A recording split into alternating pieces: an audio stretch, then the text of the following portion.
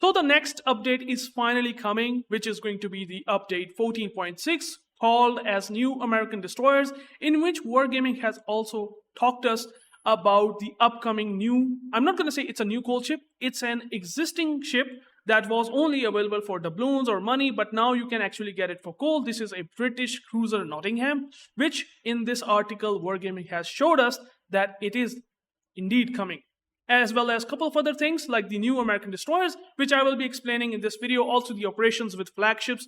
There is a chance to get 20,000 coal if you play operations with flagships, which Wargaming I don't think so has ever done that before, which is a good thing for players who play already operations, as well as a couple of other things which I will talk about it. So if you do find this video useful and valuable, please give me a like so that the algorithm picks up and help other players like newer ones or even the experienced one to get some information related to this article. If you might not understand a couple of things, I will explain it in a very simple way. And if you do find this video useful, subscribe as well. So let's talk about it.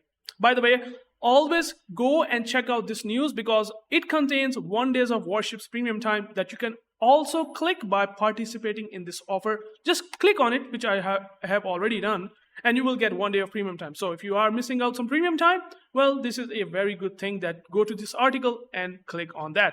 Also, early access to American destroyers. We are going to get the Hughes, Burroughs, Christopher, and the Burroughs. Oh, sorry, the other ship, I don't exactly remember the name, Osborne. So these are the 4 ships that are coming. You can see here, right in front of your screen. Well, this is the Tech Tree, new Tech Tree destroyer line that you can grind for obviously credits as well as the ship XP. And it has a couple of gimmicks like the sap and HE shells, and also have like smokes, time-based smokes. So you can just click on and then you can click off and they will turn and off, which makes him quite versatile, right? These destroyers get pretty versatile. You can just smoke on demand. That's the thing about this whole destroyer line. And also it contains sap shells. So you will kind of get the taste of the Forrest Sherman, but in a Tech Tree level. So this is what this whole Tech Tree American destroyer line might look like. And also we are going to get some personal challenges. This usually happens before as well, that you have to farm base XP and then you will get some reward in return. They will be showing us separate article. I don't know about that. We will take a look at that later. Also, we are going to get the event pass. Now, there is no interesting thing, in my opinion, about this whole event pass, except one thing, which is Wargaming has written it itself, that they are updating the contents of the French squadron container. Okay, you can get it. I mean, if you are super lucky, you can get the Champagne, which is the tier 8 Slava. Okay, I mean, insanely good penetration, insanely good accuracy. It's a sniper at tier 8 like you find on Slava at tier 10. So this is something that you can get from the French squadron containers. I don't know about the premium container, like these are only the normal containers, which have very, very low chance, to be honest. But again, something to note. And also the standard rewards, which I would say it used to be great, especially with the second progression line for 2,500 doubloons. But at least there is always a premium ship that you can get for, I would say, along with other goodies like coal, steel. Steel used to be quite a lot, to be honest. It used to be like 1,500 steel, if I'm not wrong, in the second progression line costing 2,500 doubloons. But it is what it is. We can get a couple of things in return. I don't know if it's valuable to you. Maybe for someone it might be interesting. Also, there are a couple of other things like the compensation. Now, I don't like the compensation. If you get the camos, like for example the Fantask, the West Virginia 41, the Cleveland, they're going to be giving you the credits if you have already these camos. I don't like it. They should have given us doubloons. There was a one instance or event when they have actually given you doubloons as compensation as compared to credits. But Wargaming just like, nah, we're not going to be giving them doubloons. It's just too much. It's going to be too much value over this, the event pass. So we're just going to give them credits. I don't like it. But anyways, what can we do? And now we have the final update to time limited mechanics. Yes, they are finally going out of the way. Probably, I really hope, like forever from the game, like the Oregon, the broken Oregon, Viazo, and Mets, they are leaving after the update 14.6, which means in the update 14.7, you will not gonna find them. They will be removed from the game, okay? But there is going to be still a last patch in which you can actually play Varese, and if you do play Varese, And if you get a lot of damage, for example, in a single battle, and you get into the leaderboard, which they have done that in the last patch for the Oregon, you can get Johnston for 1 place to 25th, Cole, and Elite Commander XP. That is the reward that you can possibly get. Again, something that people might be interested in or not. I just would like to tell you guys about this thing as well. Also, one more thing to be really interested about for the players who play operations, that you can get 20,000 coal just to be in the place of first 200. Now, if you are playing operations with flagships, you can farm a lot of damage. And that's what they're saying. Deal as much damage as you can. If you do this, in the top 100 players, if you are in there, 20,000 coal will be yours. Now, again, something, if you are playing it, you might be interested in that. There might be some players who might not be. Totally up to you what you think about this. Graphics update. I have talked about this. They're coming up with Wargaming temporal super sampling. I don't think so. It's going to change anything, to be honest. Maybe there might be some differences if you use Wargaming TSS compared to, I would say, the SSAA, ATAX, or whatever. I don't know. This could be a gimmick, complete gimmick, but Wargaming TSS, I can't comment on it. Maybe you might see the difference, but who am I to say that much? Unless and until we all will see in the update, then we can have a general comment. I don't think so that it's going to be super changing or, in terms of the graphics update. This is just sort of a gimmick as of right now, I think. Anyways, we get back to something else now. So content rarity system, or I would say content shitty system. I don't like content rarity system at all. I think this is a way to increase the monetization. I have created a whole big video that what are the implications of this rarity system. But anyways, we are going to have a tag for a specific ship, whether it is common, uncommon, rare, epic, or legendary. These are the 5 levels. Every ship will be having a certain level, including the legendary, which means if you have gotten a Kitakami, if you are a very old player, and if you have farmed the Kitakami, well, you have actually a legendary ship.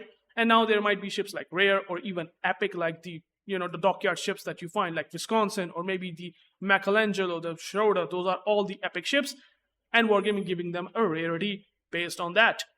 Also, ship rotation. Some ships will be leaving the armory, while some ships are getting in return, including the very important ship that is going to be the Nottingham. So this is going to be available for coal. Also, the Admiral de Grau.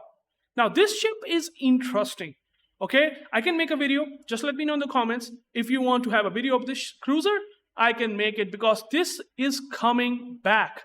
Numancia, the Brisbane was already there, but it's going to be costing you doubloons. So again, something to know. But the Nottingham will also be available for gold, which is nice. Okay, let me just give you the exact number that how much it's going to be costing. Well, since these coal ships going to be costing based on their rarity level, literally, the rarity level, if it's rare or even better, which is epic, the cost of coal will be significantly higher. I don't exactly know that what rarity this ship has assigned by Wargaming. So if even I'm assuming if it's a rare category ship, it's going to be costing you 130,000 gold or 110,000 gold if it's a uncommon.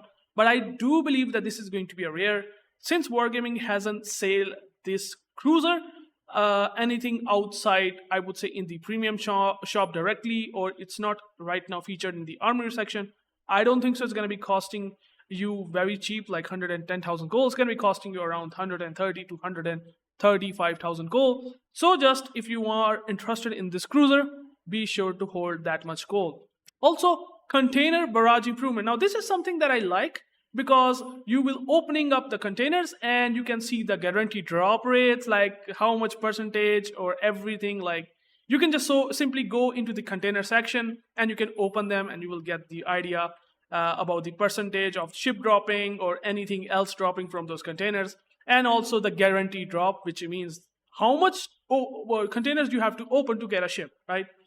Good thing, but again, something that Wargaming is trying to maybe doing for future upcoming events. We don't know. I have a dark still analysis about this. I have a feeling about this that it's need to be done.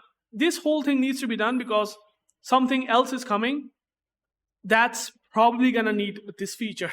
I don't know. I feel that wargaming will catch this feature very heavily because players need to know at one time or at one point will they be getting the ship or not. So this is a need, right? The guarantee drop or whatever.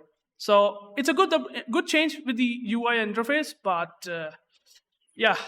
Anyways, Unbreakable Line battles are raging. Unbreakable Line will end in August 7, so we're still going to have a month about this Unbreakable Line, even which I really enjoyed whenever I have played. So something that you like. Ranked battles are changing now. There's gonna be carriers once again. Wargaming has some obsession with carriers, so you can simply see the carriers once again, submarine once again. So yeah, I don't like it. No carrier games were pretty good in ranked battles, but now we are getting those once again. Well, has to be expected. And then we have a Blue Archive second wave. Again, something that if you are a fan of Weebs, I don't know. If you are a fan of something like that, sure, go and figure it out. They are coming up with some ships like Arona. I don't know. Arona's Velo, BA Hovercraft, Utnapism. I don't know. Like, what is that name, bro? I don't know. Anyways, these are the ships that will be coming soon. Some changes, some bug fixes. Although the bug fixes list is so much small, it's literally zero. They haven't fixed those biggest bugs like shells landing short, or I don't know. Like, there are so many bugs. At this point, you can maybe count in your hands, or maybe more than that you cannot even count in your hands. I don't know. It's only the bug that I'm thinking that they actually have done a good job is that they have fixed the Conrad Helfrich Pugno Pro Patria talent not activating correctly. Something which might plague some players, that they are not activating the talent of a captain, the legendary captain. So now that should be fixed, and a couple of other things that you can go and check that out for yourself. I'm not interested in any of these things except for that legendary commander buff. So anyways, thank you guys for watching. I hope you get the idea, and I can get back to this once again. So if you find it useful, definitely give me a like. And one thing that I would like to say at the end, that thank you to my Patreon members.